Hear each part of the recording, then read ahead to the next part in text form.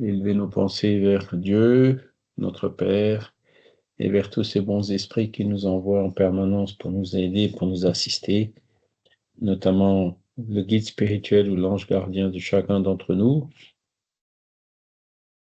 pour le remercier de cette occasion d'être ensemble, de pouvoir examiner les aspects de cette belle philosophie, notamment aujourd'hui la loi de liberté, que nous puissions bien comprendre toutes ces lois naturelles, nous mettre en adéquation avec elles par nos efforts, notre volonté, et ainsi nous rapprocher du bonheur et de cette harmonie qui vont assurer l'évolution de notre âme.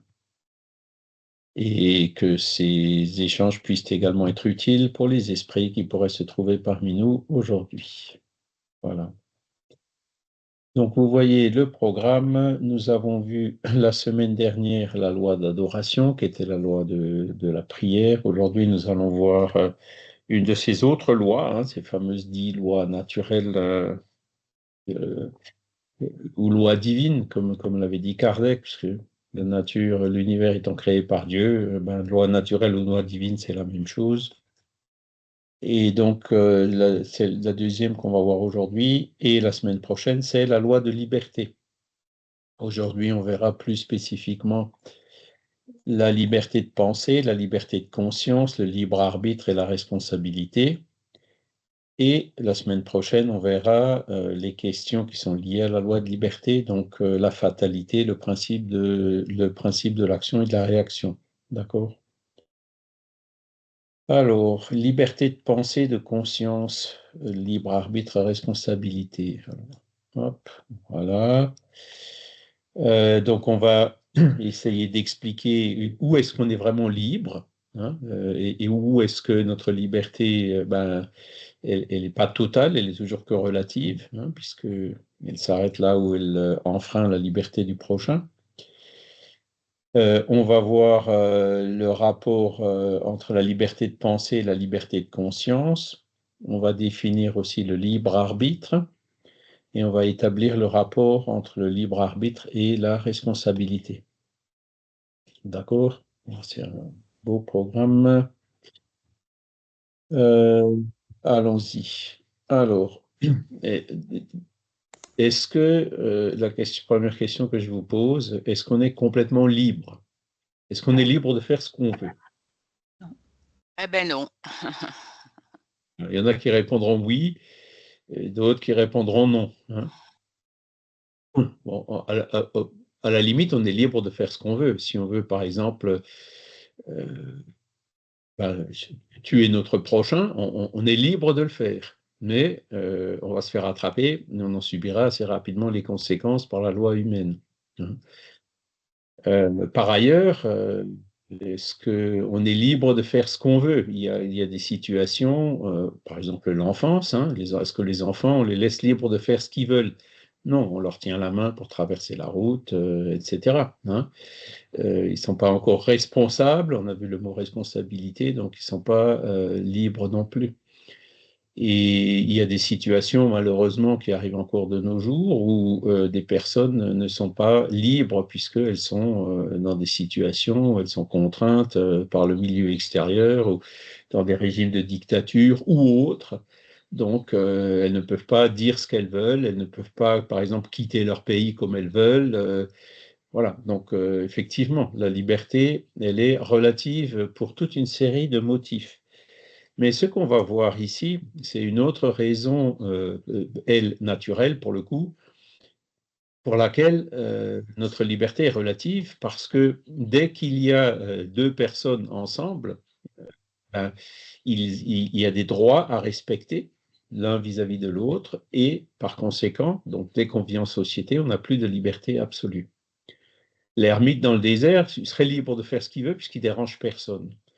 Et nous, comme on vit en société, on n'est pas libre de faire ce qu'on veut, puisque si on veut être libre, il faut respecter la liberté du prochain, c'est-à-dire que notre liberté s'arrête là où elle empiète celle du prochain, puisque si chacun restreint la liberté du prochain, on sera les premiers à plus être libres. hein, d'accord?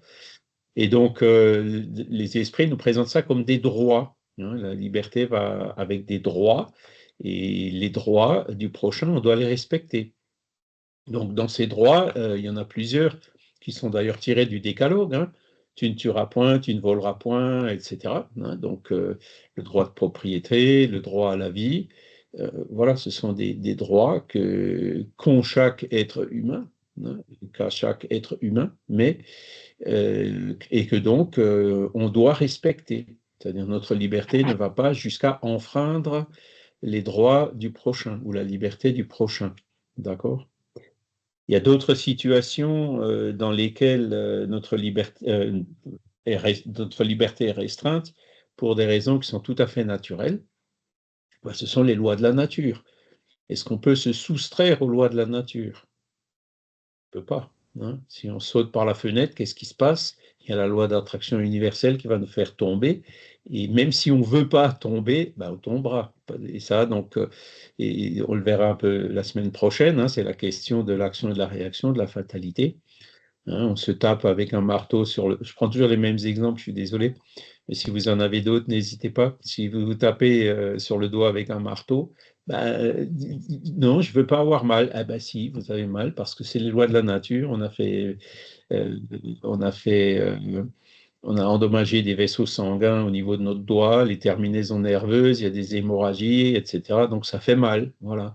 Et ça, ce sont les lois de la nature. Donc ces lois de la nature, elles s'appliquent à tout le monde. Et donc on n'a pas la liberté d'y être soumis ou pas, hein. On y est soumis comme tout le monde y est soumis. D'accord? Donc là, on voit je vous ai parlé au début de causes humaines, hein, qui restreignent la liberté, comme les dictatures ou l'esclavage ou l'emprisonnement, ou ce genre de choses. Mais il y a des raisons naturelles pour lesquelles notre liberté n'est pas absolue. Donc, on a une liberté relative.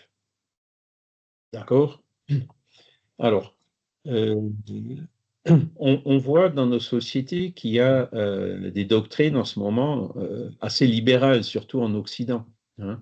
On est pour le libéralisme, notamment d'un point de vue économique. Bon, est-ce que c'est une bonne chose?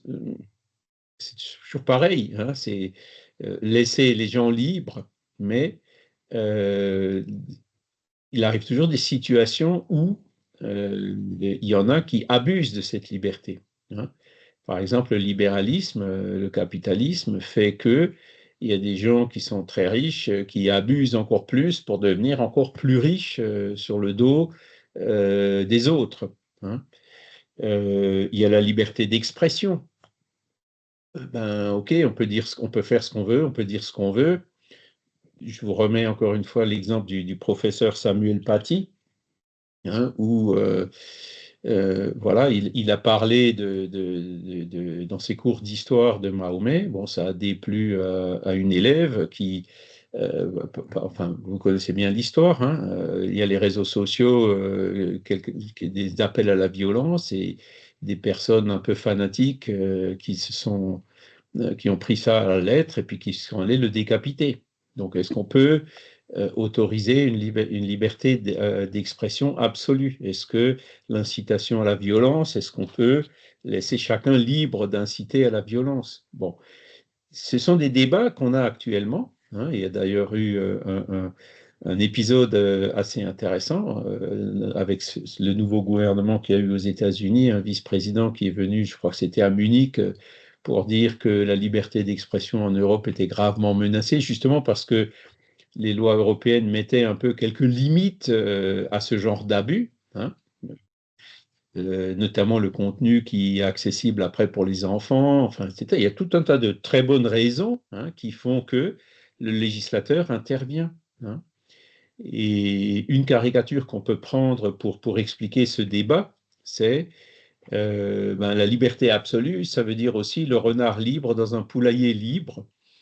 Et là, bon, évidemment, il vaut mieux pas être à la place de la poule, il vaut mieux être à la place du renard. Vous voyez ce que je veux dire? Donc, qu'on soit obligé de mettre des lois aujourd'hui parce que la liberté, si on n'y mettait pas de limite, il y en a qui en abuseraient au détriment des autres, et même, je dirais, au détriment du plus grand nombre.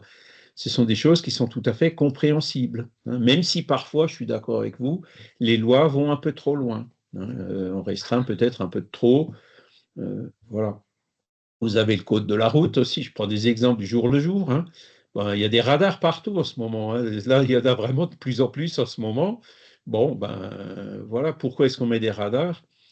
Eh ben, c'est tout simplement, alors, parce que si on n'avait pas, il y en a qui abuseraient justement de la liberté pour rouler trop vite devant des écoles, au risque de renverser des enfants ou ce genre de choses, hein, au risque de créer des accidents, de se blesser soi-même, ça à la limite, bon voilà, mais c'est quand même après la sécurité sociale qui paye, qui prend en charge les soins. Donc tout ça, il faut le comprendre, quoi. Et aussi, bah, il peut y avoir un accident avec des tiers qui sont impliqués, et puis donc blesser des gens qui étaient là tranquillement. Voilà. Donc, mais ça, c'est uniquement parce que il y a des gens qui abusent, d'accord? Et parce qu'il y a encore un pourcentage significatif de personnes qui abusent de leur liberté si on leur laissait la liberté totale. C'est pour ça qu'on a des contraintes partout.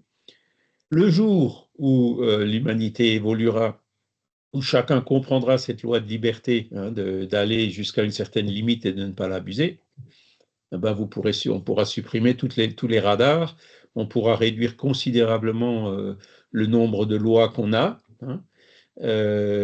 Pourquoi? Parce que l'être humain comprendra que c'est dans son intérêt de ne pas abuser de sa liberté, de respecter celle des autres, s'il veut que les autres respectent sa liberté à lui.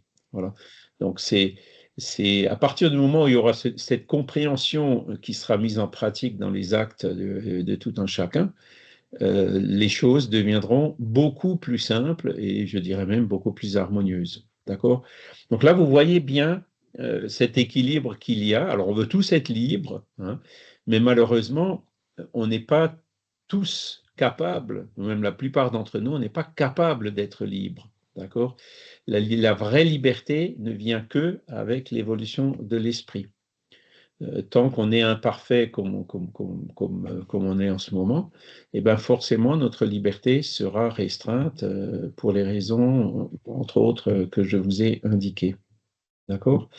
Mais si on se projette dans des mondes plus élevés que la Terre, ben voilà, chacun, de façon libre et spontanée, va respecter la liberté de l'autre. Et c'est là où donc on sera en fait, de fait, beaucoup plus libre que ce qu'on peut être dans des mondes moins évolués comme la Terre. Ça vous paraît clair ou... Voilà. Oui. Donc c'est ce qu'il nous dit, hein, et vous voyez, les esprits voient dans le... Ils ne parlent pas de l'esclavage et tout ça, ce sont aussi des cas qui malheureusement existent, hein, les dictatures et autres, hein. Mais c'est les droits à respecter les uns vis-à-vis des autres, hein. Donc ils se basent sur le précepte moral qui avait déjà été rappelé par Jésus et qui existe dans toutes les religions: fais pas aux autres ce que tu ne voudrais pas que les autres fassent pour toi. Michel? Oui, il y a la maladie aussi. La maladie peut enfermer les gens et les priver de certaines libertés, des paralysies, des Oui, handicaps, etc. oui, tout à fait. Ah. Et la maladie, donc on en parlera un petit peu aussi la semaine prochaine, qui restreint notre liberté. D'où vient cette maladie, hein? Elle vient peut-être par exemple, si on mange trop, eh ben, on a de l'artériosclérose, on a du diabète, hein, on trouve les causes des maladies souvent dans cette vie à cause de notre imprévoyance. Et qu'est-ce que c'est que l'imprévoyance? Ben, on abuse de notre liberté, hein. On a à manger et on en abuse. Si on savait se contrôler au niveau de l'alimentation, on éviterait peut-être un nombre de maladies. Et la même chose pour plein d'autres attitudes dangereuses qui peuvent compromettre la liberté. D'accord? Ensuite, vous avez aussi des maladies dont la cause n'est pas dans cette vie. Donc, par exemple, les enfants, hein, qui ont des leucémies ou ce genre de choses qui existent, ou des gens qui naissent avec des handicaps, paralysés ou autres. Donc là, la cause n'est pas dans cette vie, hein, mais comme Dieu, il est infiniment juste, il y a forcément une cause qui est juste. Et donc, si la cause n'est pas dans cette vie, elle est dans une vie antérieure, où là aussi, on aura peut-être abusé de notre liberté. Tu vois? Donc, La loi de cause à effet, elle va dans le sens de si on abuse de notre liberté, ben, c'est une cause qui finit par avoir un effet qui est de nous restreindre notre liberté. Hein, c'est pour nous apprendre à trouver le juste milieu, pour nous apprendre à trouver l'équilibre. Est-ce que j'ai bien répondu à la question, Michel?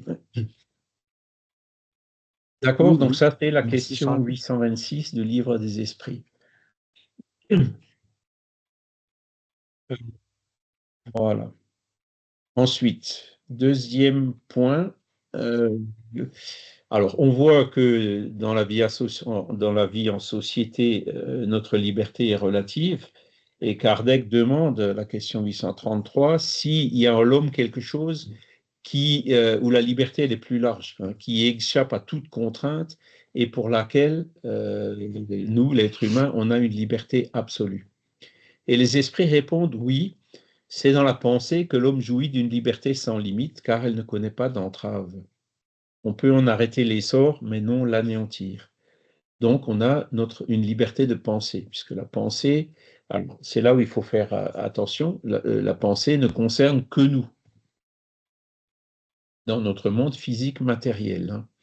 Donc, personne va. Moi, je suis incapable de lire vos pensées. Là, peut-être vous êtes en train de penser, oh, Charles, il nous embête avec ces trucs-là, ou vous pensez peut-être autre chose, mais je ne suis pas capable de le détecter. Je ne suis pas capable de le voir. Vous êtes vraiment libre de penser ce que vous voulez, hein, en bien, en mal, etc.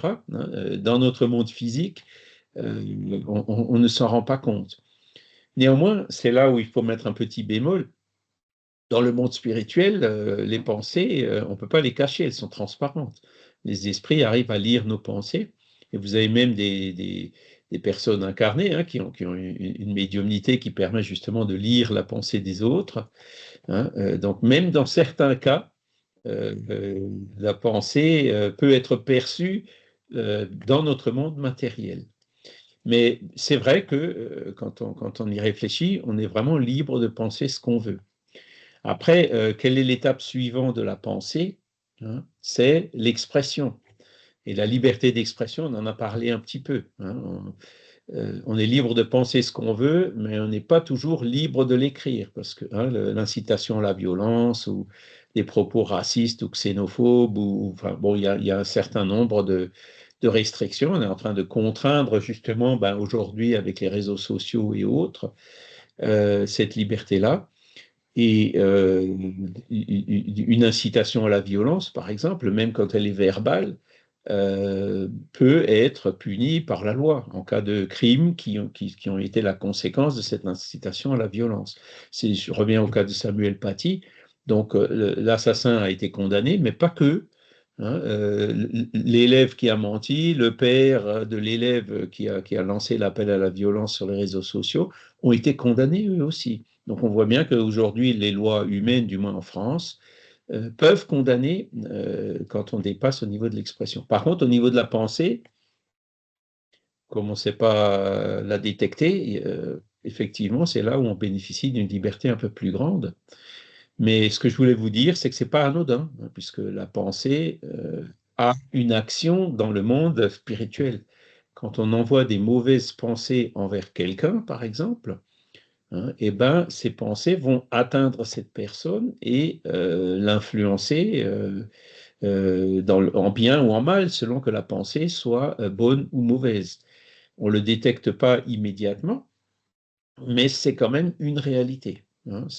Ça fait partie de ces influences que nous subissons euh, au jour le jour. D'accord. Alors, on peut en arrêter l'essor. Qu'est-ce que ça veut dire? On peut arrêter l'essor de la pensée. Après, bon, vous avez des cas quand même où, par exemple, vous êtes né en Corée du Nord. Hein, donc, depuis tout petit, on vous dit des choses, on vous passe une idéologie, on vous fait chanter, on vous fait réciter, on vous fait passer le guide suprême comme Dieu. Et donc, voilà, tout ça, ce sont des exemples d'entraves qui peuvent être faites à cette liberté de penser. Hein. Donc, c'est le lavage de cerveau, le conditionnement psychologique ou autre. Hein, ou forcément, ben, quand on est baigné depuis tout petit dans un endoctrinement, notre liberté de penser n'est pas la même. Néanmoins, il y a toujours des exemples qui montrent que malgré tout cet endoctrinement, eh ben, il y a des esprits déjà suffisamment forts qui arrivent à réagir par rapport à cela et donc qui gardent leur liberté, hein, même si c'est une minorité qui y arrive. Hein. Voilà, vous avez d'autres exemples. Un exemple que j'ai bien aimé, c'est un Colombien qui était né dans un bidonville avec du trafic de drogue et tout, et qui s'en est sorti, quoi. C'est-à-dire qu'il fait aujourd'hui des actions humanitaires absolument remarquables. Hein. Donc, on peut s'en sortir. Hein. C'est quand même l'esprit, comment dire, à partir du moment où il évolue, hein, qui est suffisamment fort, même pour résister à ce genre de conditionnement et d'endoctrinement. D'accord? Donc, c'est ça qu'il faut qu'on vise. Il faut viser l'évolution de l'esprit afin qu'on soit le moins possible pris pour des marionnettes manipulés ici ou là, qu'on succombe à tous ces chants de sirènes qui nous cherchent à vendre des choses qu'on n'a pas besoin, etc., etc., etc., hein, pour acquérir en fait le discernement, quoi. Hein. Voilà. Donc, on peut en arrêter l'essor, on peut le freiner, on peut aussi, par exemple, mettre des restrictions dans la liberté d'expression qui vient après la pensée, mais l'anéantir, on ne peut pas. D'accord? Alors ça, c'est la liberté de penser. Le point suivant, question 835, c'est la liberté de conscience. La liberté de conscience est-elle une conséquence de la liberté de penser? Et les esprits répondent que la conscience est une pensée intime qui appartient à l'homme comme toutes les autres pensées. D'accord? Donc, les esprits nous présentent la conscience comme une pensée intime. Donc, c'est comme une pensée, en fait. Hein. Donc, si on a la liberté de penser, on a aussi la liberté de conscience. D'accord? C'est ce qui découle de cette réponse. Après, là aussi, il faut développer un peu parce que quand on parle de conscience, on peut aussi parler de la petite voix, la voix de la conscience. On a bonne conscience, on a mauvaise conscience. Et dans la conscience, il y a quand même une interférence qui est celle des esprits qui sont autour de nous et qui nous inspirent. Alors, on va prendre le cas positif, c'est notre ange gardien. Hein, c'est lui qui nous aidera comment dire, à avoir bonne conscience ou mauvaise conscience pour qu'on puisse comprendre quand on a fait quelque chose de bien dans le bon sens ou quelque chose de mal dans le mauvais sens, quoi. C'est quand même très utile. Et la petite voix de la conscience, souvent, vient de notre esprit qui nous guide, qui nous suggère les bonnes réflexions à des moments complexes de notre vie, etc. Hein. Donc, dans la conscience aussi, hein, comme je parlais de la liberté de penser tout à l'heure, dans la conscience aussi, il peut y avoir une influence hein, qui vient du monde spirituel. Il peut aussi y avoir des mauvais esprits qui nous influencent. Hein. Donc, où se ressent cette influence des mauvais esprits? Est-ce qu'elle se ressent dans la pensée, dans la conscience? Bon, c'est une question assez pertinente, je vous avoue que je n'ai pas la réponse immédiatement, mais c'est clair que tous les esprits influencent sur nos pensées et nos actes.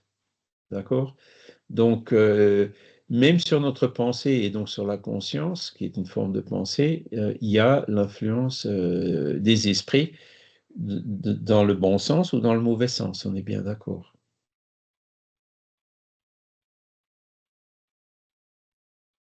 Après, la liberté, elle est quand même là. Pourquoi? Parce que on sera toujours, nous, libres d'écouter, de suivre la petite voix de notre guide ou pas. C'est nous qui sommes libres.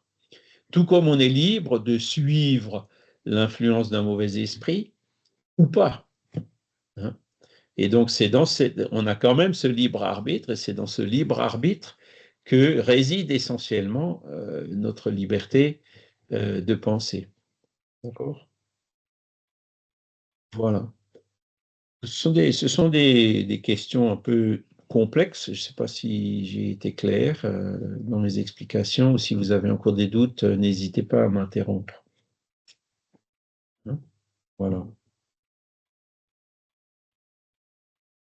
Ça me fait penser à, comment il s'appelle le chanteur là, qui chante Ma liberté de penser,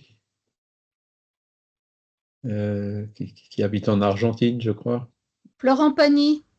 Voilà, Florent Pagny. Merci, Christiane. Vous avez une bien meilleure mémoire que moi pour les Oh non, noms. Hein. oh non, non. Moi, pour les Non, noms, je c'est l'aime bien, terrible. ce garçon. C'est un garçon qui a Ouais, l'air ouais. sain.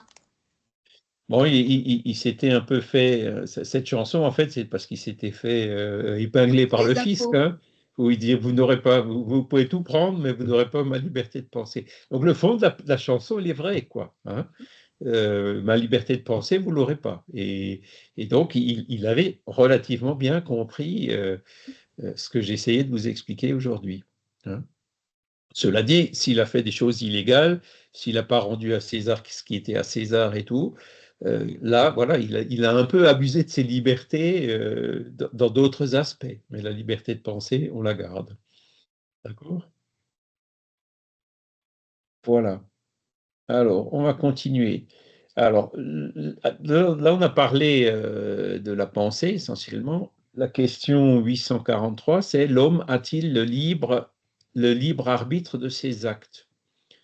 Et la réponse, elle découle de la précédente, puisqu'ils nous disent, puisqu'il a la liberté de penser, il a celle d'agir. Sans libre arbitre, l'homme serait une machine.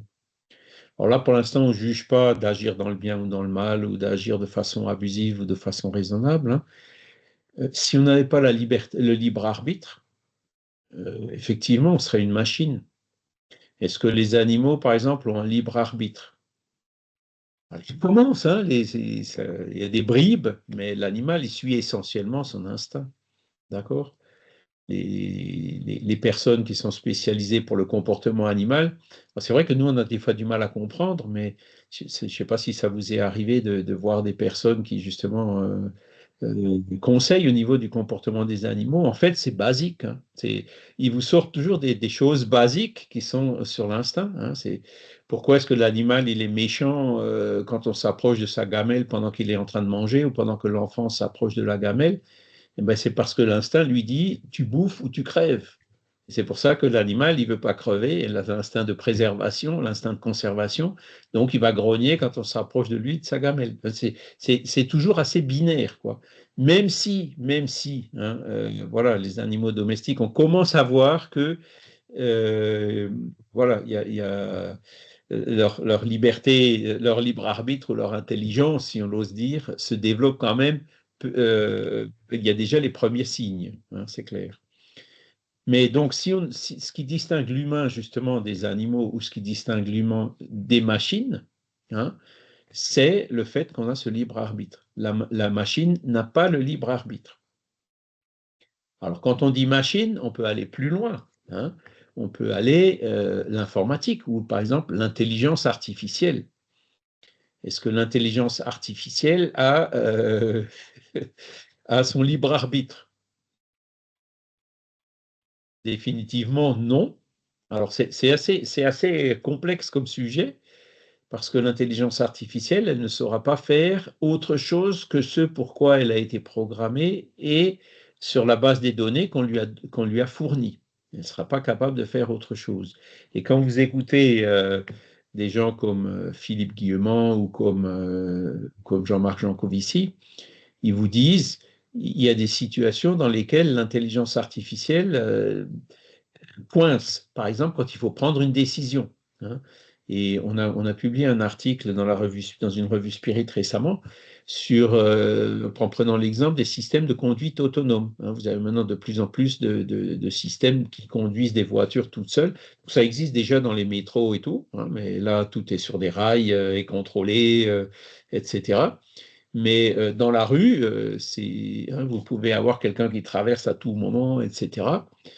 Et donc, il y a des situations, par exemple, de dire, euh, vous vous trouvez dans une situation, si vous allez tout droit, vous renversez un enfant qui est en train de traverser la route, et si vous déviez l'enfant, vous allez foncer dans un bus qui vient en face.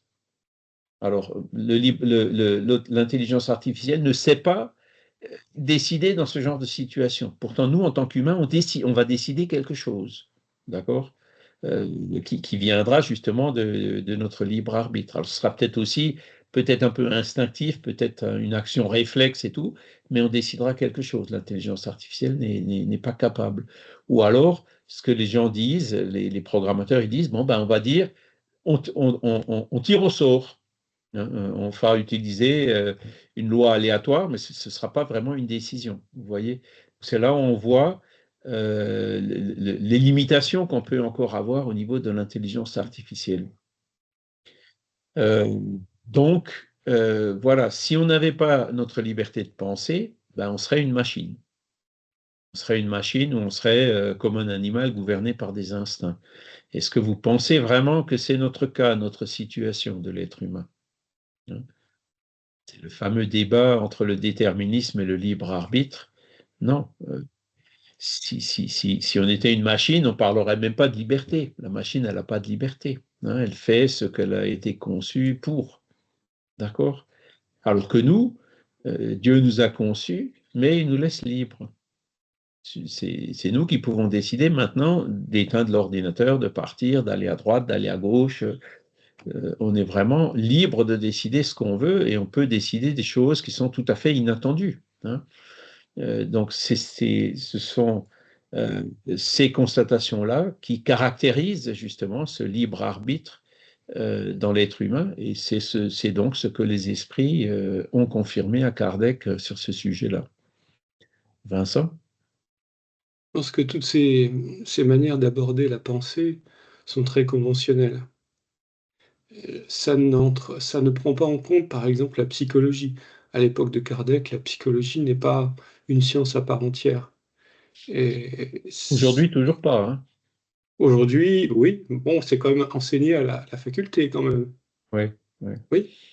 Oui, mais Donc, ce n'est pas considéré comme une science. Enfin bon, après, il y a un débat aussi sur le sujet. Mais c'est pas vas-y, considéré continue. comme une science, mais ça peut être une rémunération. C'est-à-dire que à partir du moment où pour faire un travail, c'est quand même, c'est quand même un outil dans le cas, par exemple, du recrutement. Ça peut servir de sélectionner des gens, ça peut servir aussi à aider des gens, la psychologie. Et au moment où Kardec écrit ces lignes, il n'y a pas la psychologie, ça n'existe pas. Et quand on pense au libre arbitre, on est quand même très influencé par nos figures d'autorité. C'est-à-dire que nos parents nous ont dit, voilà, la vérité, c'est ça. Et il faut que tu penses comme moi. Ouais, ils ne le disent pas de cette manière-là. Mais tout au long de notre évolution, on a eu comme figure protectrice nos parents, et on est complètement influencé par leur façon de penser. Est-ce qu'on peut, alors, à l'adolescence, en général, il y a une rupture qui se crée, on veut s'émanciper de la pensée de ses parents, mais elle est quand même très limitée, cette émancipation. Voilà. C'est juste une petite remarque par rapport à ces textes qui, quand même, qui datent du 19e. Voilà. Tu as raison, mais bon, alors, une des différences justement à l'époque de Kardec et aujourd'hui, c'est notamment le sens du mot psychologie. Psychologie, c'est psycho, ça vient de psyché qui est l'âme, et logie, c'est étude. Donc à l'époque, la psychologie, c'était l'étude de l'âme. C'est pour ça que Kardec, sur la revue Spirit, il a mis, comme au-dessus du titre, revue d'études psychologiques. Alors, il y a des gens qui m'ont dit, mais pourquoi, et on le garde encore toujours aujourd'hui sur la revue Spirit, parce qu'on garde le titre original de Kardec.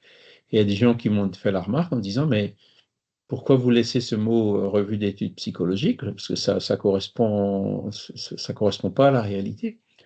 La réponse est toujours, vous voyez le sens du mot psychologique à l'époque, c'était bien ça. C'est la psychologie qui a changé, qui s'est éloignée de l'âme, qui est devenue matérialiste. D'accord? Néanmoins, bon, la psychologie fonctionne, puisque sinon elle n'existerait pas. Et on est bien d'accord. Hein. Donc la psychologie, comme tu le dis, peut aider beaucoup de gens, etc. Mais le déterminant dans tout ça, c'est quand même l'âme. Hein. Et plus l'âme évolue, plus elle sera libre. C'est-à-dire que elle subira toujours les conditionnements comme je l'ai dit tout à l'heure, hein, alors je n'ai pas parlé des parents, effectivement, tu as raison de parler des parents qui nous influencent aussi dans l'éducation, la société en général dans laquelle on vit. J'avais parlé des cas extrêmes comme les dictatures où il y a de l'endoctrinement, ou alors des pays où on fait réciter le Coran à des tout petits, etc.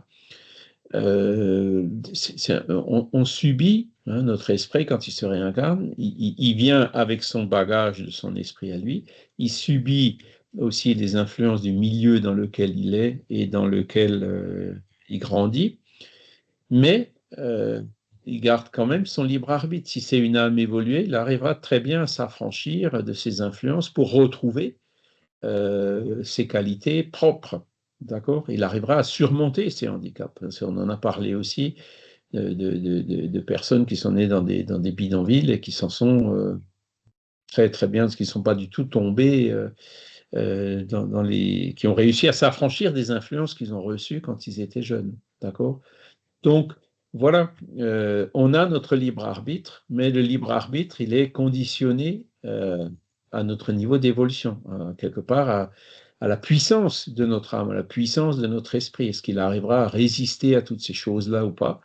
Sachant que par l'éducation ou le fait de décider que l'âme décide de se réincarner dans un pays comme la Corée du Nord ou dans un pays où on fait réciter le Coran aux enfants tout petits, c'est une décision qu'il prend justement parce que quelque part, c'est quelque chose qui va aider son âme et son esprit à évoluer. Tu vois?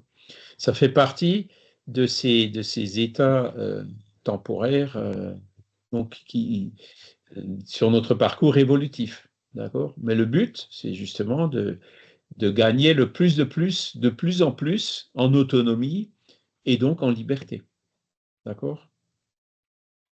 Et c'est le but de la vie, le but de notre incarnation, c'est ça. Alors on peut effectivement avoir beaucoup de problèmes psychologiques, des traumas, enfin il y a il y a toute une panoplie de difficultés ou de troubles psychologiques qui peuvent se présenter, mais ça fait certainement partie de l'apprentissage de notre âme, donc du processus qui permet à notre âme d'évoluer, de devenir meilleure et de devenir plus forte. Il faut le voir dans ce sens-là. Et donc, malgré tous les problèmes qu'on peut avoir, les handicaps ou autres, physiques, hein, dont on a parlé tout à l'heure, l'être humain garde quand même son libre arbitre, d'accord, dans la mesure de sa liberté de penser, c'est-à-dire dans la mesure de sa capacité, dans la mesure de son évolution. Parce que pour être libre, il faut le vouloir. Ça, c'est Léon Denis qui le dit comme ça. Hein. La liberté ne vient que, même la liberté de penser se développe que avec l'évolution de l'âme. Si on a une liberté de penser, mais qu'on a des connaissances limitées, ben, cette liberté de penser sera limitée aux connaissances qu'on a. Par contre, plus on amplifie nos connaissances, plus cette liberté de penser s'étendra aussi. La liberté s'acquiert avec l'évolution. Ça, tu voulais dire encore quelque chose? Je voulais dire ce que tu viens de dire, c'est-à-dire que d'accord. notre libre arbitre, il est proportionnel à notre connaissance du monde. C'est ça, à l'évolution, enfin, à l'évolution de notre âme. Oui, L'évolution de aussi, notre âme fait que c'est l'évolution des connaissances, etc.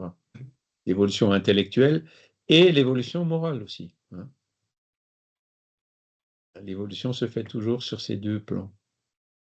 En intelligence, mais aussi en bonté ou en QI, hein, et aussi en QS maintenant, hein, en intelligence spirituelle. D'accord? Alors, où est-ce qu'on en est?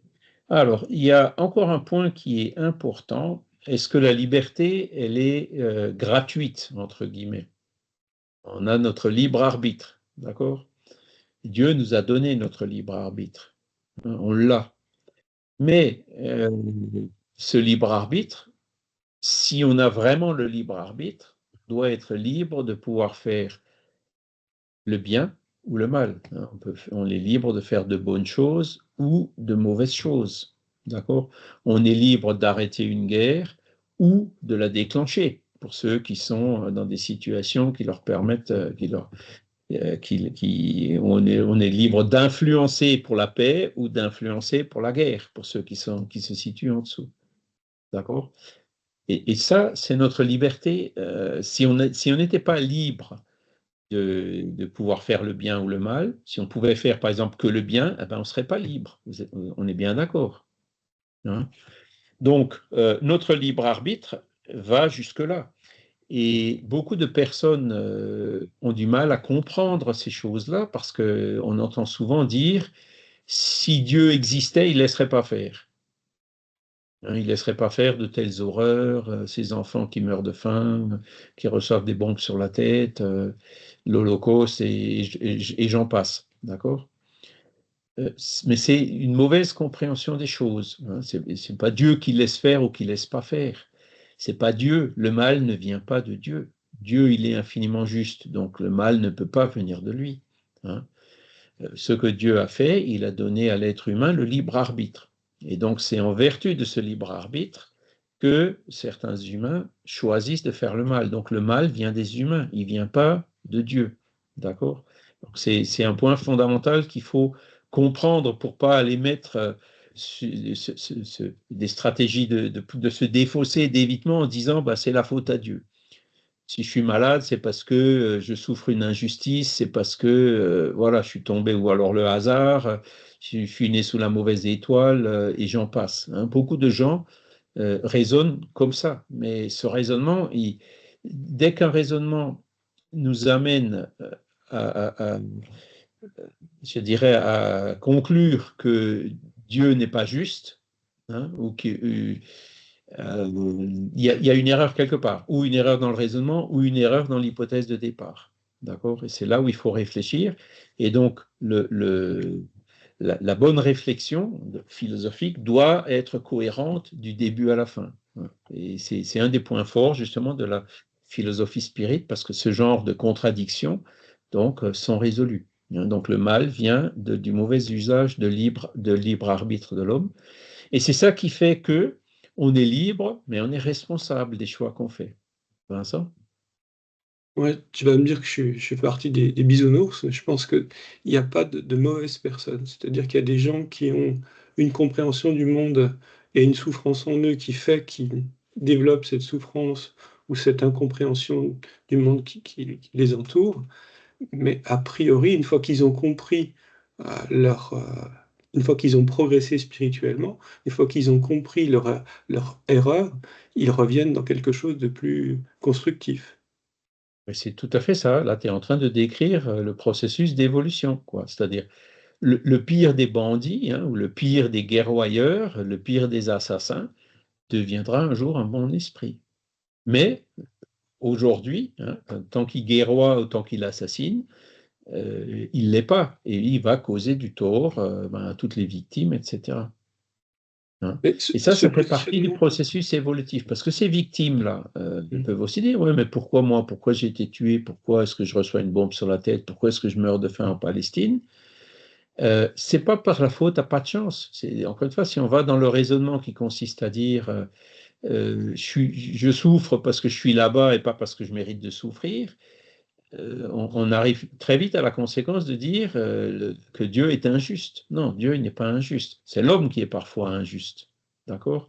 Et si on est dans la position de l'assassiné ou de celui qui souffre de la faim ou qui reçoit des bombes sur la tête, on le verra donc la semaine prochaine, c'est une conséquence, enfin c'est la loi de cause à effet. Hein. C'est parce que la plupart du temps, notre esprit a fait ce choix de ce genre de vie en vertu donc de la loi de cause à effet d'actes mauvais qu'on a pu accomplir dans une vie passée. Et donc, le fait de le sentir dans sa peau, hein, ça va. Le but, c'est d'aider notre âme à évoluer de façon à ce que elle devienne meilleure. Et comme tu le dis, Vincent, que plus jamais elle envoie des bombes sur les autres ou que plus jamais elle fasse souffrir quelqu'un d'un manque de nourriture. C'est pour ça qu'il faut voir dans ses pires ennemis la personne qui va construire le futur. Parce que quand elle a fait une erreur grave, elle va aussi être de l'autre côté, c'est-à-dire à un moment donné, comprendre et pardonner la personne qui est dans l'erreur. C'est très très important d'être dans l'accueil de la souffrance de l'autre.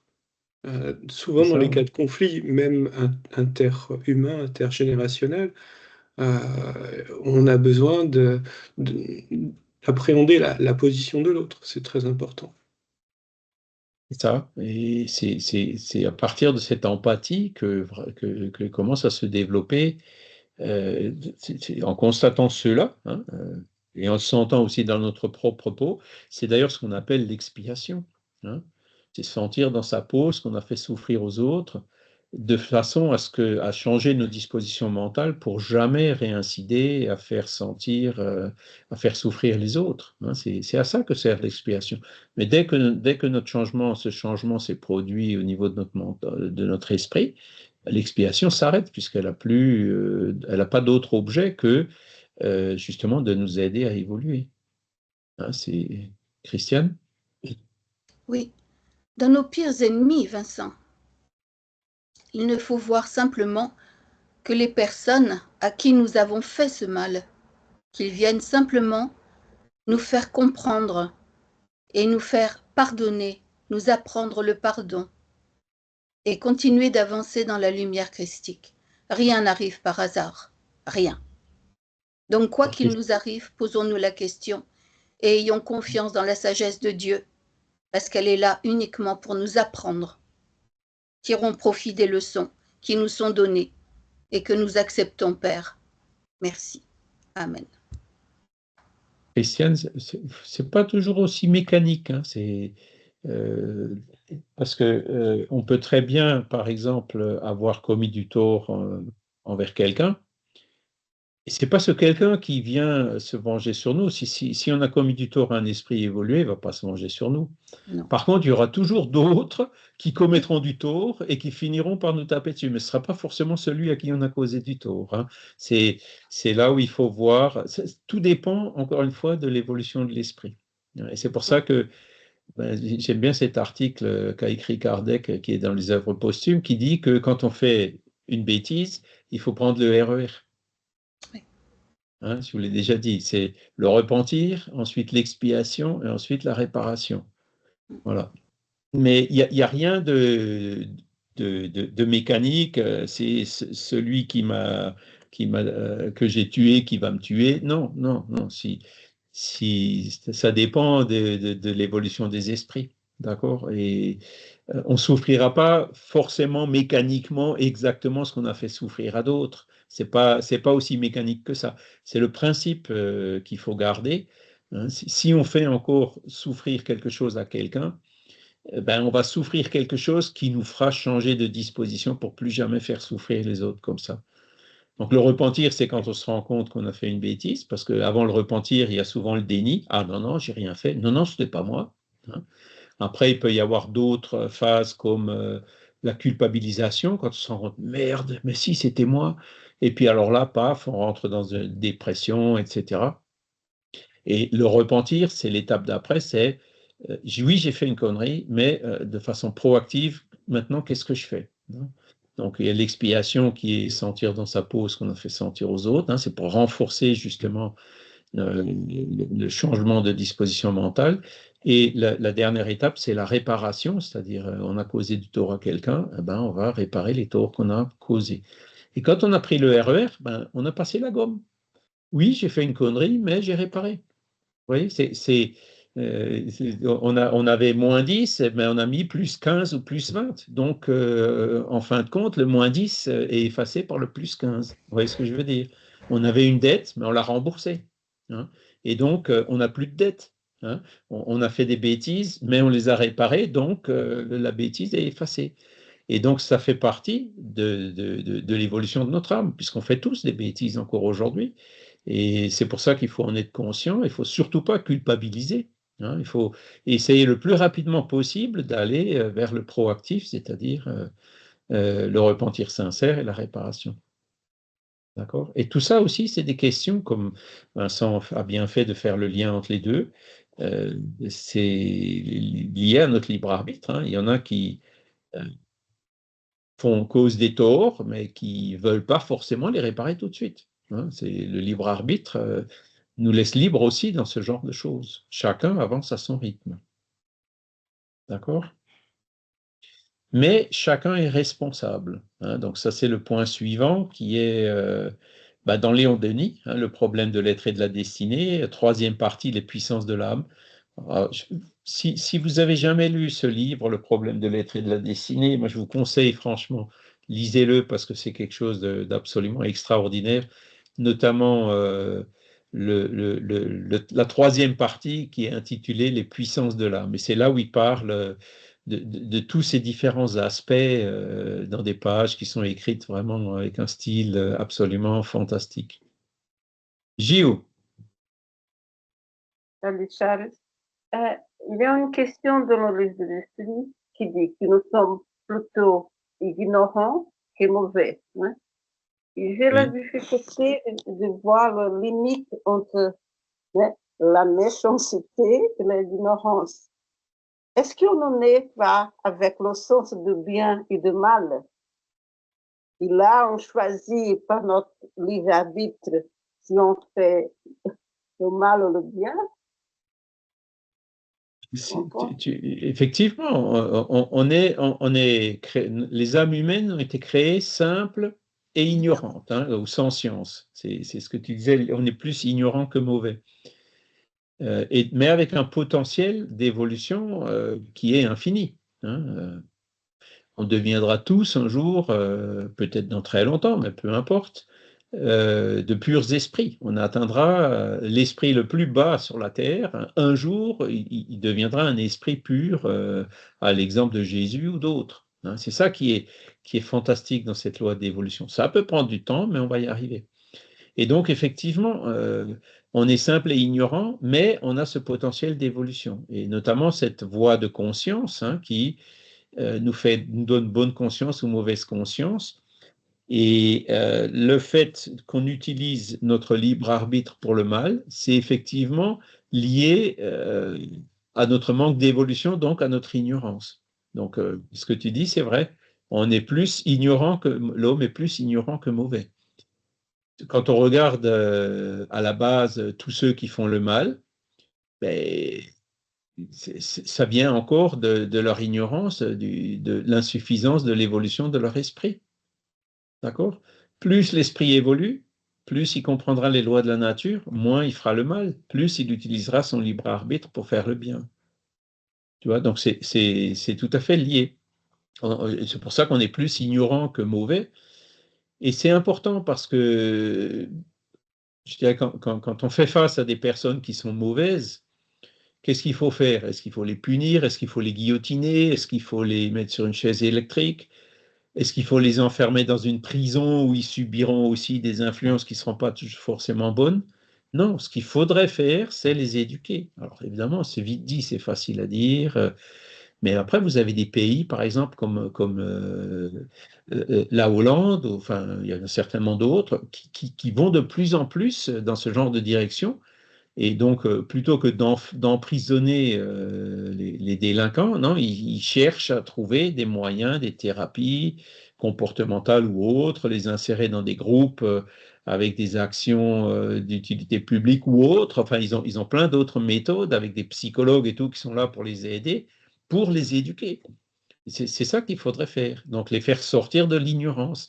Et si on les fait sortir de l'ignorance, forcément, elles seront moins enclins à faire le mal. Est-ce que j'ai répondu à la question? Oui, et quand tu parles de ça, ça me fait penser au Brésil, dans le système pénitentiaire, então, ils ont commencé aussi à penser à ce système d'éducation, créer des systèmes éducationnels dans la prison, de faire quelque chose pour qu'ils s'en sortent. Parce qu'ils gardent, on ne peut plus même à avoir des systèmes pénitentiaires qui n'arrivent plus à supporter autant de personnes. Hein. Qui sont sous-lotés. Alors, j'ai vu que récemment, là, en Alsace, à Colmar, ils viennent d'inaugurer, alors, je ne sais pas comment ça s'appelle, mais c'est les prisonniers, quand ils arrivent à la fin de peine, ils vont dans ces endroits-là où il y a des formations professionnelles, où il y a tout un accompagnement, justement, pour les aider à se réinsérer dans la société. Donc, on commence aussi à faire ce genre de choses en France. Mais je pense qu'on peut aller effectivement plus loin, quoi. Hein, c'est-à-dire que l'incarcération pure et dure, on peut vraiment se poser la question, est-ce que c'est utile? Hein? Voilà. C'est pas, voilà, il y a c'est peut-être utile, mais on peut peut-être faire encore mieux, quoi. Et il y a toute une réflexion qui est à faire à ce niveau-là. Voilà. Et donc c'est ça qui est important, quoi. Il faut toujours voir dans le pire des dictateurs un esprit justement qui est en peine. Hein. Il ne faut pas lui vouloir du mal ou lui souhaiter de mourir. Hein, j'entends beaucoup de gens qui disent, mais j'entends même des gens qui se révoltent contre Dieu en disant pourquoi Dieu laisse faire tel dictateur. Hein, et Dieu, il pourrait très bien lui faire péter quelque chose ici ou ici pour le faire partir. Hein, non, c'est encore une fois un mauvais raisonnement, un mauvais... parce qu'en fait, on lui souhaite du mal à ce pauvre dictateur en faisant ça, vous voyez? Et en lui souhaitant du mal, on lui envoie de mauvaises pensées. Est-ce que vous croyez que ça va arranger les choses si on lui envoie de mauvaises pensées? Non. Au contraire, il faudrait prier pour lui. Alors, c'est sûr que quand c'est un dictateur au sommet d'un pays, on ne peut pas faire grand-chose. Hein, on ne peut pas aller. Il ne va pas nous recevoir comme ça et puis nous écouter les conseils qu'on souhaiterait lui donner. Ce n'est pas si simple. Mais au moins lui envoyer de bonnes pensées, de bonnes prières, ça, on peut le faire. Et c'est ce qu'il faut faire dans ce genre de situation, justement pour essayer de faire de sorte qu'il prenne conscience, qu'il écoute un peu plus la petite voix, qu'il se rend compte des responsabilités qu'il encourt par les actes qu'il commet, hein, et pour essayer de le faire changer de disposition mentale, d'essayer de le faire évoluer, en fait, c'est ça. Hein. Voilà. Alors, je sais que, bon, c'est vite dit, il y en a certains, c'est peine perdue, il faudra plusieurs vies, etc. Certes, mais ça n'empêche pas qu'on peut commencer maintenant, sans garantie de résultat, évidemment. Lydia? Oui, ton commentaire sur les dictateurs qu'il faudrait avoir pitié d'eux, oui. Il y a un livre, mais je n'ai pas l'auteur, c'est un Polonais qui a écrit un livre qui s'appelle La ponérologie du mal.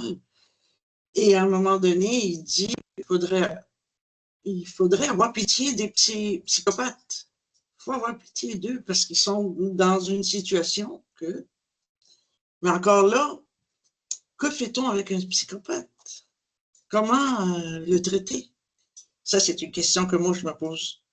Mais ensuite, sur les prisons, moi, j'ai une très belle expérience avec les prisons. J'ai été faire du bénévolat dans une prison ici, mais c'était des délinquants. C'était pas des... Même s'il y avait un assassin dans la prison, il travaillait à la bibliothèque. Mais c'était des délinquants, donc on peut toujours aller à une prison, essayer d'aider les prisonniers. Et tu te rends compte que c'est des gens que la vie l'ignorance les a amenés là. Et en les aidant, c'est une expérience incroyable. Moi, j'ai créé un club de lecture avec eux. Les gens n'avaient jamais lu un livre. Donc, vraiment, ils viennent de milieux où les livres, où la lecture, où l'éducation étaient absentes. Donc, je pense qu'il y a un travail à faire volontairement, aller les aider à ce niveau-là. C'est une petite lumière qu'on met et on apprend beaucoup sur les problèmes sociaux qu'il y a. C'est pas parce qu'ils veulent, ils sont pris dans cette situation-là. En tout cas, moi, j'ai beaucoup grandi grâce au contact de ces délinquants. Mais je dois vous dire que parfois, j'avais l'impression que j'étais plus en sécurité dans la prison que dehors. Parce que c'est vraiment... j'avais cette impression-là. Et malheureusement, la pandémie est venue et j'ai été obligée d'arrêter. Mais c'est vraiment aider les délinquants, c'est essentiel. C'est leur permettre d'être libres. Parce que le savoir, apprendre, réfléchir sur ce qu'on a fait, c'est ce que mon club de lecture, ça permettait à travers le livre de, eux, se poser la question, pourquoi je suis ici? C'est déjà leur permettre de penser, de faire réfléchir un peu ces cellules grises qui n'ont pas été utilisées malheureusement. Mais il y a toujours de l'espoir avec... mais encore là, avec un psychopathe ou un narcissiste, c'est compliqué. Moi, je trouve ça très, très compliqué. Et il y a des psychologues qui travaillent sur ça, il y a des psychiatres. Encore là, je n'ai pas encore la réponse. Que fait-on avec un psychopathe? D'accord, on peut avoir pitié, mais qu'est-ce qu'on fait avec eux? C'est prouvé qu'ils ont un cerveau qui est différent d'une autre. Prier pour eux? Je ne sais pas. Et la prière, elle sera toujours utile.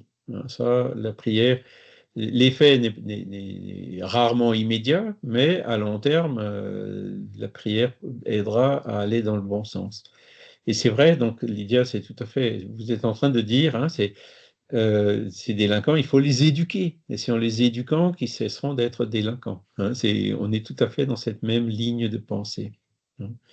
Après, je parlais tout à l'heure de l'isolement hein, dans une prison. Bon, c'est sûr qu'il y a certains cas où, par exemple, qu'est-ce qu'on peut prendre? Un pédophile, par exemple. La pédophilie, on sait aussi que c'est quelque chose qui est... Voilà, il peut y avoir, comment il disait? Il y a des pédophiles qui passent à l'acte. Hein, et l'étape suivante, on n'arrivera pas à arrêter d'être pédophile, mais au moins faire de sorte qu'il ne passe plus à l'acte. Voyez? Ou alors quelqu'un qui est vraiment très dangereux, c'est sûr qu'on l'isole parce que dès qu'on le lâche, il va de nouveau être dangereux, il va de nouveau mettre d'autres vies en péril. Vous voyez? Donc, il peut y avoir des cas où la prison, entre guillemets, il peut y avoir d'autres formes, elle est nécessaire. Hein. Mais ça, après, vous parlez du psychopathe, effectivement, les cas des psychopathes, c'est difficile, mais c'est pour ça que, bon, aujourd'hui, on a des psychiatres, on a des gens qui sont spécialisés dans le domaine, même si malheureusement, ils sont tous encore matérialistes, parce que la psychopathie, il y a certainement aussi un aspect spirituel, qui doivent développer effectivement des méthodes pour les aider. Dans ma vie, j'ai souffert un jour d'un pervers narcissique. Hein. Et j'ai énormément souffert parce que je ne savais pas ce que c'était. J'étais même loin d'imaginer que ce genre de choses pouvait exister. Et c'était vraiment terrible, hein, les pires années de ma vie. Et quand j'ai demandé, après quand j'ai été éclairé des psychiatres qui m'ont fait comprendre ce qui s'était passé, je leur ai demandé, après j'ai dit, mais qu'est-ce qu'on peut faire pour l'aider? Réponse, le psychiatre a dit, c'est comme la schizophrénie, ce genre de choses, ça ne se guérit pas, ou ça se guérit mal, ou ça se guérit très lentement. Hein, donc, c'est vrai qu'ils avouent encore leur impuissance par rapport à certaines pathologies, quoi. Mais ça ne fait rien, il faut quand même continuer les recherches, notamment en associant les traitements conventionnels avec les traitements spirituels, hein, comme ils commencent à le faire au Brésil, qu'on arrivera peut-être à trouver des solutions pour pouvoir mieux aider ce genre de personnes. Et quand vous regardez encore aujourd'hui, hein, quand vous souffrez d'un pervers narcissique, par exemple, le conseil que vous trouvez partout, c'est fuyez, allez-vous-en, isolez-vous de cette personne parce que c'est très difficile de trouver une autre solution, même si ce n'est pas impossible. Voilà, ça montre un peu la complexité de toutes ces choses-là. Mais c'est clair que le psychopathe ou la psychopathie ou enfin, ce genre de troubles psychiatriques ont leur source essentielle le plus souvent dans l'âme, dans l'esprit. Donc là aussi, c'est une question d'éducation. C'est par l'éducation qu'on arrivera à les aider à sortir de ce genre de situation, même si il ne faut pas en attendre des résultats immédiats, qui peuvent quand même arriver parfois. Hein, parce que, qu'on le veuille ou pas, ils finissent toujours par guérir. Hein. Il y a des moments où je me disais, bon, je vais laisser ça à Dieu, parce que Dieu, lui, il saura comment le guérir. Quoi. Hein, parce que c'est pas à moi de souhaiter du mal à quiconque. Hein. Le pervers narcissique qui nous fait souffrir, on va pas lui souhaiter lui aussi de souffrir. C'est une erreur, ce genre d'attitude. Donc, faut laisser la responsabilité, faut laisser la loi de cause à effet, faut laisser ça à Dieu, donc aux lois de la nature. Hein. Quand on n'est pas capable nous-mêmes de trouver une solution pour aider directement quelqu'un, et là aussi, c'est des choses desquelles il faut qu'on soit conscient, il ne faut pas qu'on se surestime. Il y a des situations auxquelles on n'arrivera pas à faire face, et effectivement, dans ces situations-là, eh ben, il vaut mieux s'isoler. Et parfois, même quand ça se passe au niveau d'un couple, voilà, personne n'est condamné à rester éternellement, enfin pendant toute une vie, à souffrir. Hein. C'est notre libre arbitre, il va quand même jusque-là. Et aujourd'hui, il y a beaucoup de mécanismes dans nos institutions qui nous le permettent. Hein. Voilà. Alors, on va voir ce que nous dit Léon Denis sur la liberté et la responsabilité. Donc, elles sont corrélatives chez l'être et augmentent avec son élévation. Donc, là, Léon Denis confirme la liberté et la responsabilité augmentent avec l'évolution de l'âme. D'accord ? L'ignorant qui fait le mal, il ne sait pas ce qu'il fait. Il ne sera pas aussi responsable que celui qui sait, délibérément qui fait le mal, et qui le fait quand même. Celui-là, il sera plus responsable, d'accord ? Alors que le fou qui tue quelqu'un, il n'est pas responsable, hein, puisqu'il ne sait pas ce qu'il fait. Hein. Les gens qui fumaient il y a 50 ans n'étaient pas conscients que le fait de fumer nuit gravement à la santé. Donc, bon, mais ils ont quand même attrapé le cancer, mais ils n'étaient pas aussi responsables que la personne qui sait délibérément que fumer nous rend malade et qui continue quand même à fumer. Celui-là, il ne pourra pas dire « je ne savais pas ». Il n'aura pas d'excuse. Donc sa responsabilité, le degré de responsabilité sera plus fort. Hein. Donc la liberté et la responsabilité qui est associée à la liberté, elles augmentent avec notre élévation. Hein. Plus on sait ce qu'on fait, plus on est responsable de ce qu'on décide. C'est la responsabilité de l'homme qui fait sa dignité et sa moralité. Alors, sans elle, il ne serait qu'une machine aveugle, un jouet des forces ambiantes. On revient à la machine. Hein. Sans libre arbitre, on serait une machine. Hein. Et est-ce qu'une personne irresponsable est digne ?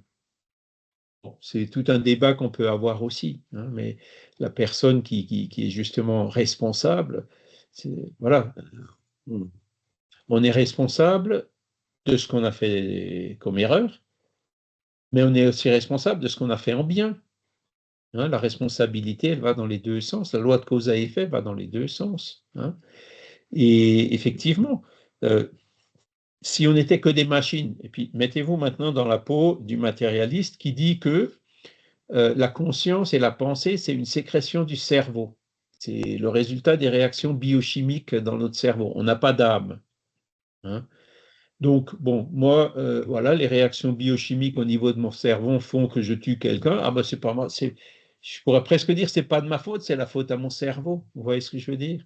C'est mon cerveau qui a fait ça. Donc, ça effacerait toute notion de responsabilité. Hein. Donc, c'est une situation qui ne correspond pas du tout à ce qu'on voit. Hein. Donc, tout ça, ça va dans le sens de dire, oui, oui, on a une âme. Hein. Vincent ?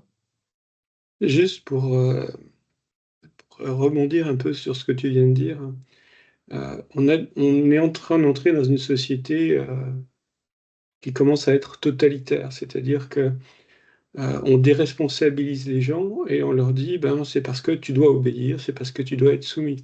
Et je me rappelle du procès de Eichmann quand les procès nazis ont eu lieu.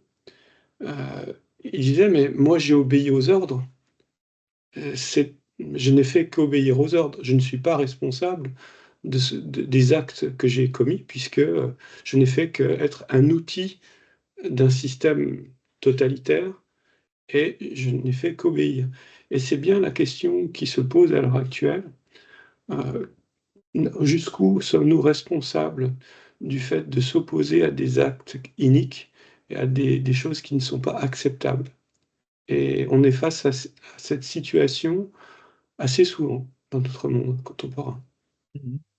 Ouais, mais tu as raison, hein. Eichmann, cette excuse entre guillemets qu'il a donnée, elle est quand même fondée, hein, parce qu'il a reçu des ordres de plus haut, il les a exécutés, d'accord? Donc, certainement, ça lui donne des circonstances atténuantes, mais ça ne l'exempte pas complètement de sa responsabilité, d'accord? Et c'est ce qu'on voit dans ce que tu dis aussi. Aujourd'hui, ben, autant le monde de la consommation que les gouvernants, que principalement dans des régimes de dictature ou autocrates, mais qui existent aussi, on souffre aussi de ce genre de choses dans des régimes dits démocratiques, c'est donc la manipulation des masses. Hein, c'est le fait d'essayer de nous conditionner, de nous faire des gens qui obéissent à ce qu'on leur demande de faire, qui dépensent leurs sous, qui consomment, etc. Alors, après, comment dire, plus notre esprit évolue, plus il va résister par rapport à ce genre de choses. Il va se dire non, consommer pour consommer, ça ne m'intéresse pas. Ou non, rentrer dans un moule qui ne me convient pas, je ne veux pas. Et c'est là où plus l'esprit évolue, plus il se prendra en main, moins ce genre de choses fonctionne. Donc si on veut en finir avec toutes ces manipulations et toutes ces choses-là, encore une fois, le remède, c'est l'éducation, c'est faire de sorte que les âmes évoluent. Et plus les âmes évolueront, moins elles seront sujettes à ce genre de choses. Hein. Et vous pouvez déjà l'observer sur vous-même. Est-ce que chaque fois que vous voyez une pub, vous courez pour aller faire ou acheter ce à quoi on vous encourage? Des fois, on y va, certes. Bon, tiens, c'est une bonne affaire, il y a des promotions avec toutes les carottes qu'on nous montre. Hein. On finit par tomber dans le piège. Mais le plus souvent, on dit, oh, moi, j'ai absolument pas besoin de ça, donc j'ignore complètement. Et on en arrive même à un point où, heureusement, maintenant, aujourd'hui, il y a les télécommandes, hein, donc dès qu'il y a de la pub qui commence quelque part, hop, on peut changer.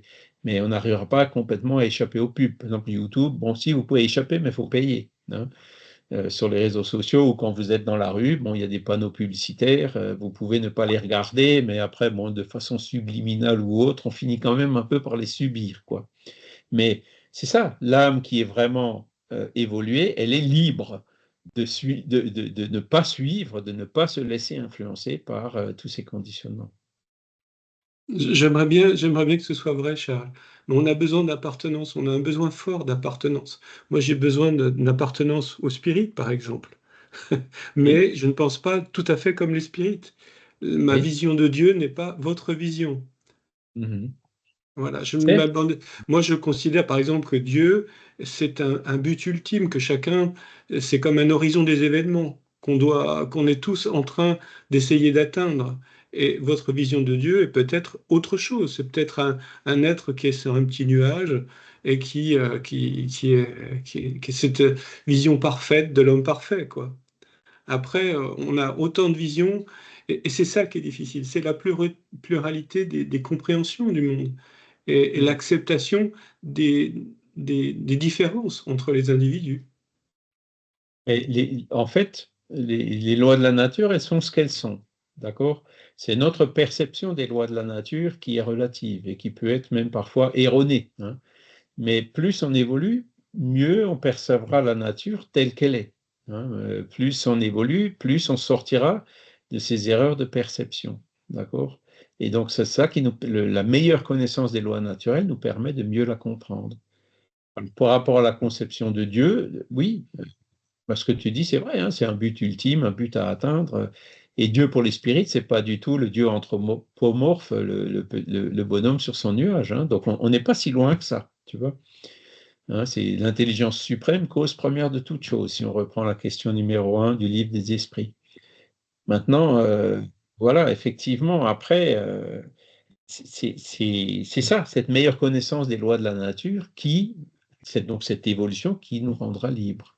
Et tant qu'on n'est pas là, ben c'est la majorité de l'humanité aujourd'hui, ben c'est les petits moutons qui croiront ce qu'on leur dit, les fake news, qui penseront être intelligents mais qui ne le sont pas. Hein.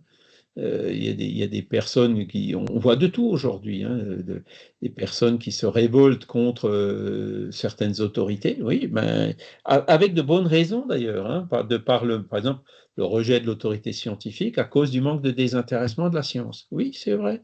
J'ai encore vu ce matin, là, je ne sais plus sur quel canal, Euronews, me semble-t-il, une dame qui interviewait un paysan qui avait un cancer grave, qui est dans une chaise roulante à cause du glyphosate, et qui disait, ben voilà, maintenant je lutte, je témoigne pour le faire interdire. Donc, il y a, si vous voulez, tout ça, ce sont des... Il faut que, comment dire, c'est le progrès qui va nous amener tout ça, et c'est ça qu'il faut qu'on demande et qu'on exige. L'éducation, hein, pour vraiment... et je vais vous dire autre chose, l'indépendance au niveau de la recherche scientifique, hein, puisque aujourd'hui les recherches scientifiques sont financées par des lobbies divers et variés, d'où le doute légitime vis-à-vis de certaines personnes, mais qui vont peut-être un peu trop loin en disant je rejette complètement ce type-là, il connaît rien, il est complètement pourri par ceux qui l'influencent. Bon, ça c'est peut-être aller trop loin. Ils sont influencés, certes, mais ils ont quand même des connaissances chacun dans leur domaine. Et aujourd'hui, il y a d'ailleurs enfin, il y a des difficultés. Je ne sais pas si vous connaissez, par exemple, la Société de recherche psychique de Londres ou l'Institut métapsychique international de Paris. Hein, ce sont des instituts qui sont déjà centenaires, hein, ou plus, et qui font des recherches justement dans le domaine qui nous intéresse, sur les phénomènes psychiques. Eh bien, ils ont des difficultés pour se financer, puisque aujourd'hui, même les États ne financent, ou encore plus les entreprises privées, ne financent que ce qui va leur donner un retour financier immédiat. Or, ces domaines-là, pour l'instant, on ne voit pas trop le retour financier immédiat que ça peut avoir. Donc, du coup, ils ont beaucoup de mal à se financer et ils dépendent essentiellement des dons de personnes qui partagent ce genre d'intérêt, ben, comme vous et moi. Hein. Et c'est vraiment un problème qu'on commence à avoir et qui bloque un peu l'évolution de la science. Mais, comment dire, on peut résister au courant d'une rivière, hein, mais tôt ou tard, on finira par y céder. Donc voilà, les choses se feront qu'on le veuille ou pas. Alors, pour revenir à cette question de liberté et de responsabilité chez Léon Denis, donc il nous dit, alors donc on n'est pas une machine aveugle. Oui, on a une âme, hein, et heureusement, parce que voilà. Et c'est ça qui fait qu'on est responsable, et c'est ça qui fait notre dignité et notre moralité. Sans responsabilité, le bien et le mal n'auraient absolument aucun sens. Hein. La notion de moralité est inséparable de celle de liberté. Vous voyez, c'est exactement ce que Léon Denis dit. S'il n'y a pas de liberté, eh ben, il n'y a pas de bien ou de mal. La liberté, le libre arbitre, c'est justement ce qui permet à chacun de choisir entre le bien et le mal. Chez l'animal, par exemple, est-ce qu'on peut parler de la moralité au niveau d'un animal? Non, il suit son instinct, encore une fois. Alors, il y a beaucoup de gens qui disent, oui, mais les animaux sont beaucoup plus éthiques, pourraient donner de bons exemples aux humains. C'est vrai. Les animaux qui suivent leur instinct, qui est une loi naturelle qui est forcément bonne, hein, montrent souvent des comportements bien meilleurs que les humains qui utilisent mal leur libre arbitre pour faire le mal. Vous voyez, là encore, c'est la manière dont on le perçoit, hein, qui change. Hein. L'instinct, il est fondamentalement bon, hein, il fait partie de la nature. Mais par le libre arbitre, l'homme peut choisir le mal. La responsabilité est établie par le témoignage de la conscience, qui nous approuve ou nous blâme suivant la nature de nos actes. J'ai bonne conscience ou j'ai mauvaise conscience. Je pense que ça vous est tous arrivé. Hein. Lydia, par exemple, qui a bonne conscience en allant faire du bénévolat dans les prisons. Par contre, on peut aussi avoir mauvaise conscience quand on a jeté un papier dans la rue ou pour des petites choses des fois. Hein. Ou quand on a vu une personne qu'on aurait pu aider, on est passé à côté parce qu'on était pressé, on ne l'a pas aidé. Et après, ça nous travaille. Hein. Voilà. Et donc, la conscience, c'est un petit peu le capteur qui attire notre attention. Encore faut-il qu'on l'écoute. Hein, les personnes qu'on dit inconscientes n'écoutent pas leur conscience ou la rejettent complètement. Et là, ils perdent énormément d'opportunités de mieux se connaître soi-même, de savoir s'ils sont sur la bonne route ou pas. Si la liberté humaine est restreinte, elle est du moins en voie de perpétuel développement, car le progrès n'est pas autre chose que l'extension du libre arbitre dans l'individu et dans la collectivité. Regardez-moi cette belle phrase. C'est quoi le progrès? Selon Léon Denis, hein, c'est l'extension du libre arbitre dans l'individu et dans la collectivité.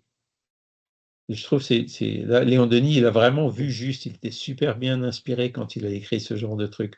C'est pas forcément facile à comprendre comme ça à la première lecture, mais quand on y réfléchit un peu, c'est vraiment très profond. Hein.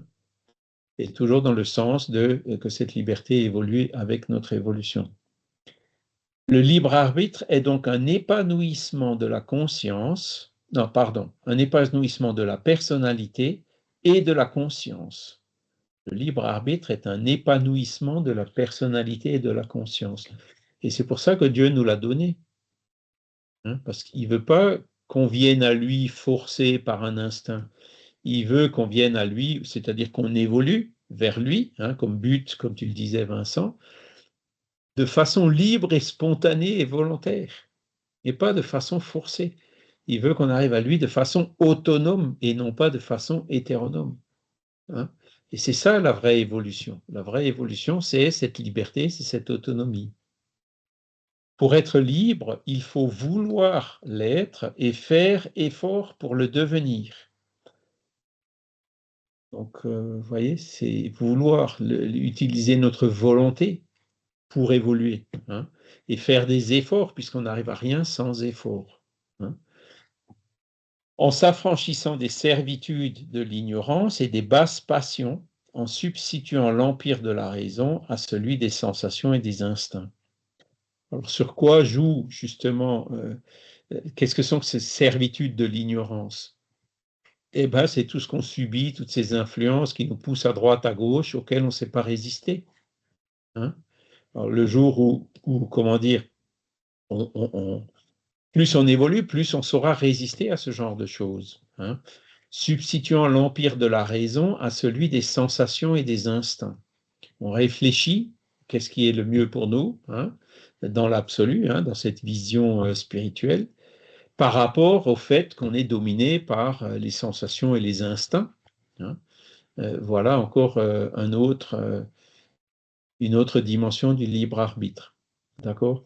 Et là, moi, je dois avouer que j'y arrive pas. Je vais vous donner un exemple très simple, mais je l'ai déjà donné, donc pour certains d'entre vous, ça ne va pas être une surprise. Moi, personnellement, je ne suis pas libre encore, complètement, autant que je le voudrais. Je voudrais bien perdre 5 kilos, mais j'y arrive pas. Et pourquoi? Mais parce que j'arrive pas à me libérer encore. Je comprends qu'il faudrait que je perde 5 kilos, que ça me ferait du bien, mais j'arrive pas encore à me libérer de la sensation, de l'instinct de conservation et pour manger de bonnes choses. Vous voyez? C'est un exemple que je mets pour illustrer ce que dit Léon Denis. Je ne suis pas encore arrivé là. Mais je ne désespère pas. Hein. Je vais peut-être arriver à les perdre, ces 5 kilos. Charles, Voilà. pour certains, la prise de poids, c'est un besoin d'amour. Moi, j'ai besoin de beaucoup d'amour, donc j'ai un gros ventre. Voilà. Mais quand le besoin, c'est justement ce qui vient des sensations et des instincts. Alors que quand on est vraiment libre, on arrive même à se libérer de ses besoins. Tu vois? C'est ça l'évolution. Ouais. Le libre arbitre, c'est vraiment, c'est comme la morale, le libre arbitre, tout ça, il faut quand même les définir. Il faudra qu'on fasse un effort de définition. Voilà ce que on le verra encore la semaine prochaine. On verra aussi les questions de fatalité, de principe d'action et de la réaction. On en a touché 2 mots déjà aujourd'hui, mais on entrera un peu plus dans le détail la semaine prochaine. Oula, il est déjà 9h25. Est-ce que vous avez encore une question ou une remarque? Oui, moi j'ai une remarque. Je suis libre d'obéir à la doctrine spirit. C'est ça. Alors, je suis libre de me soumettre. C'est ça. Et c'est une des caractéristiques de la philosophie spirit, c'est qu'un des principes de base, c'est cette loi de liberté. Donc, la philosophie spirit et même le mouvement spirit se doivent de respecter ce qu'ils professent. C'est-à-dire, si la loi de liberté est une loi de la nature, il faut laisser tout le monde libre. C'est pour ça que vous êtes tous libres de venir, de plus venir, de revenir encore une fois. Hein, et dans le mouvement spirit, dès que vous avez des personnes ou même des institutions qui cherchent à vous forcer à quelque chose, non, maintenant il faut que tu t'engages, on voit souvent ce genre de trucs. Eh ben, elles sont plus en phase complètement avec cette loi de liberté qui font partie d'un principe fondamental de la philosophie. Alors après, il y en a qui jouent sur autre chose. Ils disent, oui, tu es responsable. Alors fais gaffe, hein, parce que si tu es spirit, tu le savais. Si tu ne le fais pas, tu ne pourras pas dire après que tu ne le savais pas. Bon, même là, je dirais, il ne faut pas jouer à ça. Hein. Être spirit, ça veut dire aussi être encore critique. C'est-à-dire on peut avoir un esprit critique par rapport à tout ce qui est écrit et qui date du 19e. Et quand on parle, par exemple, de libre arbitre, moi, j'aime bien qu'on fasse appel au raisonnement et dire, voilà, quand vous êtes figure d'autorité, par exemple, quand vous êtes chef d'équipe ou chef d'une pharmacie, par exemple, patron d'une pharmacie, ben vous soumettez vos employés ou vous leur proposez d'adhérer à un projet. C'est pas du tout la même chose. Oui, il y a un contrat de travail, hein, il y a une mission, une rémunération. C'est pas toujours comme ça. Il y a des chefs d'équipe qui disent, ou des patrons par exemple de pharmacie, ils disent, c'est moi qui suis le patron ici, t'obéis, parce que si t'obéis pas, bah, tu t'en vas. Voilà. C'est l'abus de la liberté ou de l'autorité. Là, c'est concret. C'est dans une position de domination, et les positions de domination sont souvent les endroits où le libre arbitre est contraint ou pas, d'ailleurs. C'est vrai, mais bon, c'est sûr qu'on n'y est pas encore, hein, mais la direction qu'il faut prendre, c'est celle-là, celle de l'évolution pour avoir cette liberté au degré le plus élevé possible. Je dis ça pour Michel, hein, évidemment. Pour en revenir à la question du bâton et de la carotte, on voit beaucoup ce genre d'attitude au Brésil, hein, où on vous culpabilise des fois, parce que là-bas, le spiritisme, il a un caractère très religieux qu'il n'a pas chez nous. Hein. Chez nous, il est plus laïque, plus ouvert, plus libre. Et il y a un des représentants du mouvement spirit colombien qui disait Jésus, on l'a mis sur la croix. Et qu'est-ce qu'il a dit? Père, pardonne-leur parce qu'ils ne savent pas ce qu'ils font. Et après, il a dit, mais nous, spirit, on sait ce qu'on fait. Donc, vous voyez le genre de truc, quoi. Hein, et c'est là où moi j'ajoute, mais malgré ça, on sera quand même pardonné. Voilà. Donc, il faut toujours voir la chose. Charles, on sera plus sympa, on le mettra sur une chaise électrique. Ouais, heureusement. Et puis on aura des petites chaises accrochées au cou, on n'aura plus des croix. Voilà. Ok, bon, bah, écoutez, je vous remercie. On va faire notre petite prière de fin, remercier les bons esprits qui nous ont permis d'avoir toutes ces réflexions, d'approfondir ce sujet. On complétera encore la semaine prochaine sur ce même point de liberté, que nous puissions justement réfléchir à tous ces points, écouter la petite voix de notre conscience et nous servir de tout cela pour pouvoir avancer, pour évoluer, pour aujourd'hui agir librement, utiliser notre libre arbitre dans le bon sens pour nous préparer un lendemain meilleur à nous et aussi à toute l'humanité. Merci à tous, excellente journée. Merci beaucoup. Merci, au revoir. Bon dimanche. Et à bientôt. Merci, au revoir. Vincent, tu as vu ma façon de voir les choses hein, maintenant. Hein. Tu as vu ma façon de voir les choses. Je t'ai mis la belle publicité que je t'ai mise là. Attends, pardon, je n'ai pas vu. Ah, tu n'as pas vu? Prenez-en, Dieu l'ordonne. Voilà. Donc,